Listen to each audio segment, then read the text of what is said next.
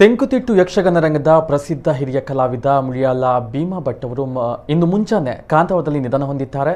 85 ವರ್ಷ ಪ್ರಾಯದವರಾಗಿದ್ದ ಅವರು ವಯೋಸಹಜ ಆರೋಗ್ಯ ಸಮಸ್ಯೆಯಿಂದ ಕಳೆದ ಕೆಲವು ದಿನಗಳಿಂದ ಬಳಲ್ತಾ ಇದ್ರು.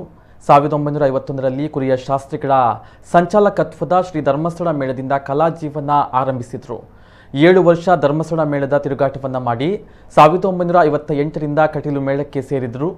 ಶ್ರೀದೇವಿ ಮಹಾತ್ಮೆ ಪ್ರಸಂಗದ ಶ್ರೀದೇವಿಯ ಪಾತ್ರವನ್ನು ಒಲಿಸಿಕೊಂಡಂತಹ ಮುಳಿಯಾಳರು ಕಲಾಭಿಮಾನಿಗಳಿಗೆ ದೇವಿ ಭಟ್ರು ಎಂದೇ ಪರಿಚಿತರಾಗಿದ್ದರು. ಕೋಡಂಗಿ, ಬಾಲಗೋಪಾಲ, ಮುಖ್ಯ ಸ್ತ್ರೀ ವೇಷ, ಪೀಠಿಕೆ ವೇಷ ಹೀಗೆ ಹಂತ ಹಂತವಾಗಿ ಮೇಲೇರಿದ ಅವರು ಪ್ರಸಿದ್ಧ ಕಲಾವಿದರಾಗಿದ್ದರು. ಪ್ರಮೀಳೆ, ಶಶಿಪ್ರಭೆ, ಮೀನಾಕ್ಷಿಯಂತಹ ಗಂಡುಗತ್ತಿನ ಪಾತ್ರಗಳ ಮೂಲಕ ಜನರ ಮೆಚ್ಚುಗೆಗೆ ಭಾಜನರಾಗಿದ್ದರು. ಸ್ತ್ರೀ ಪಾತ್ರವಲ್ಲದೆ ಪುರುಷ ಪಾತ್ರಗಳಾದ ಅತಿಕಾಯ, ತಾಮ್ರಧ್ವಜ, ಕರ್ಣ, ದೃಪದ, ಕೃಷ್ಣ, ಹನುಮಂತ ಹೀಗೆ ರಂಗದ ಬಹುತೇಕ ಪಾತ್ರಗಳಿಗೆ ತನ್ನದೇ ಆದ ಮೆರುಗನ್ನು ನೀಡಿದರು. ಸೀತೆ, ದಮಯಂತಿ, ಚಂದ್ರಮತಿ, ದ್ರೌಪದಿಯಂತಹ ಗರತಿ ಪಾತ್ರಗಳಲ್ಲಿಯೂ ಕಲಾ ಪ್ರಾವೀಣ್ಯತೆಯನ್ನು ಮೆರೆದಿದ್ರು. ಇನ್ನು ಇವರ ಅಂತ್ಯಕ್ರಿಯೆಯನ್ನು ಕಾಂತಾವರ ದೇವಸ್ಥಾನದಲ್ಲಿ ಜಾತ್ರಾ ಮಹೋತ್ಸವ ನಡೀತಾ ಇರುವಂತಹ ಹಿನ್ನೆಲೆಯಲ್ಲಿ ಬೆಳುವಾಯಿ ಸ್ಮಶಾನದಲ್ಲಿ ಕ್ಷೇತ್ರದ ಧರ್ಮದರ್ಶಿಗಳಾದ ಡಾಕ್ಟರ್ ಜೀವಂದರ ಬಳ್ಳಲರ ಉಪಸ್ಥಿತಿಯಲ್ಲಿ ನಡೆಸಲಾಗ್ತಾ ಇದೆ.